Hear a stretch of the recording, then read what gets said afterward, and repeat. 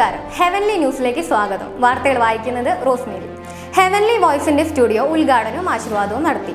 Puthur saint Thomas foreign ദേവാലയത്തിന്റെ official YouTube ചാനലായ heavenly വോയിസിന്റെ studio ഉദ്ഘാടനവും ആശീർവാദവും നടത്തി. ഞായറാഴ്ച രാവിലെ 9:30 വിശുദ്ധ കുർബാനയ്ക്ക് ശേഷം വികാരി ഫാദർ ജോൺ കിടങ്ങൻ സ്റ്റുഡിയോ ഉദ്ഘാടനവും അസിസ്റ്റന്റ് വികാരി ഫാദർ നോബിൾ പെട്ടയിൽ വെഞ്ചിരിപ്പ് കർമ്മവും നടത്തി.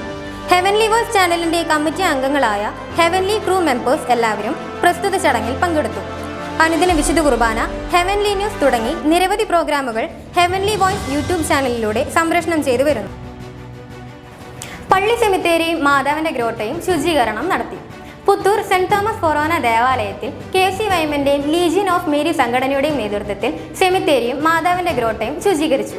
പുത്തൂർ യൂണിറ്റിലെ എല്ലാ KCYM അംഗങ്ങളും വളരെ താല്പര്യത്തോടെ സെമിത്തേരി ശുചീകരണ കർമ്മത്തിൽ പങ്കെടുത്തു.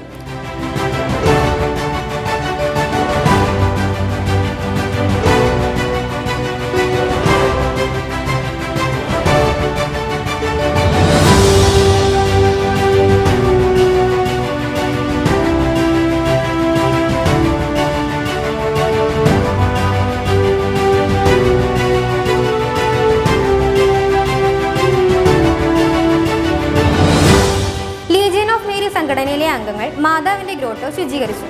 പരിശുദ്ധ അമ്മയുടെ ജപമാല മാസമായ ഒക്ടോബർ മാസത്തോടെ അനുബന്ധിച്ചാണ് ലീജിയൻ ഓഫ് മേരിയിലെ അംഗങ്ങൾ മാതാവിന്റെ ഗ്രോട്ടോ വൃത്തിയാക്കിയത്.